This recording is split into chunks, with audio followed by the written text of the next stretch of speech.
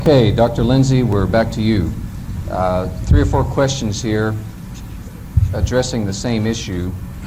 Basically, what are the purposes of each of the Gospels, Matthew, Mark, and Luke? Another person writes, there's a teaching that Mark is addressing primarily the Roman population, Matthew, the Jewish population, and Luke, the Greek population.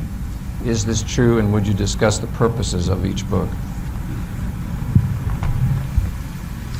Well, I'd like to say that this is a kind of question that I've heard lots of people discuss from time to time and ask, but it's not one of the questions I can answer very well, and I don't think anybody else can answer it very well.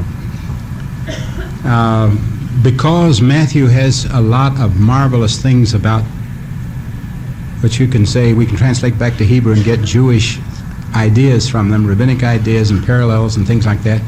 People have sometimes said Matthew was writing to the Jews. I think that this is just pure nonsense. The reason I say that is because there are many things, there are a number of things in the Gospel of Matthew which show that the writer, our writer of Matthew, did not know Jewish things. He did not know Hebrew. He knew Greek. And what is glorious about Matthew is that he has carefully preserved many marvelous Jewish texts. But I cannot tell you fully why he preserved all his texts. Therefore, I cannot tell you fully what was all his purpose in writing. He did a tremendous job, but I'm not sure what all that purpose was.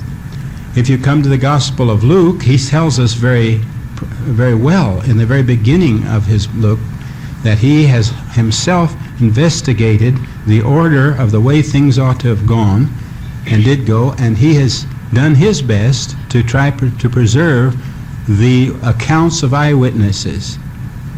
And now what is obvious with Luke, it seems to me, is that he recognizes that there are people trying to reconstruct the gospel story, the kind of problem that I've discussed this morning, and he has come up with a solution, the solution that he feels is best. So you can see a real purpose in Luke in that he is trying his best to get back to the most original story, and perhaps that is the way one should express it. With the gospel writer of Mark, he hasn't told us what his purpose was, but when I read it and see all these Targumic things that he does, I can't help but feel that his main purpose was to what may I call it, act or write out the art of the Targumic writer.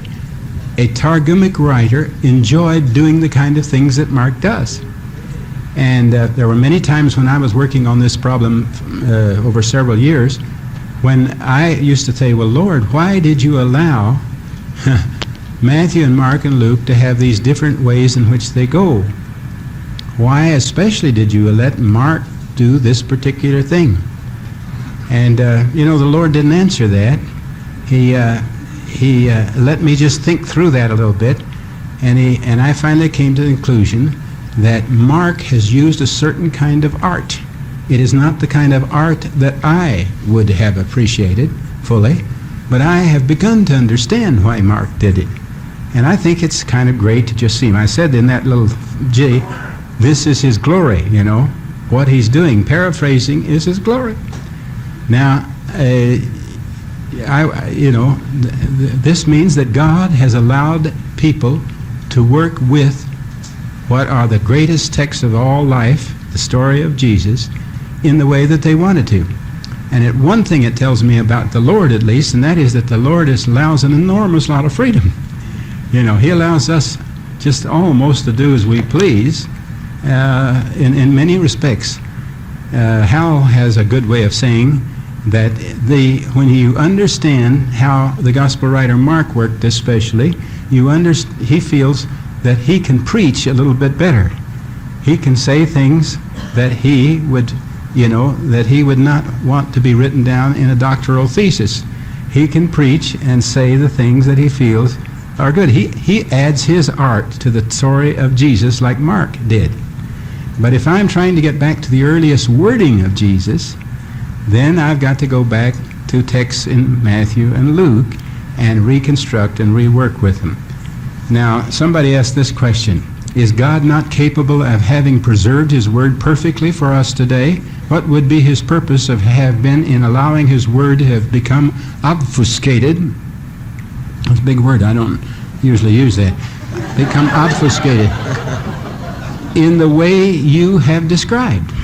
Well, I cannot answer that fully, except that I say God has given to even our gospel writers a tremendous amount of freedom to do as they please, especially Mark. When I get to heaven, I want to spend some time with Mark and ask him some questions. And I think that he will just wink at me when he starts to answer those questions. I don't know whether I've got some other things here that follow that along or not. There are some that are difficult. Dr. Lindsey, let's let Hal make some comments here on this subject of Mark.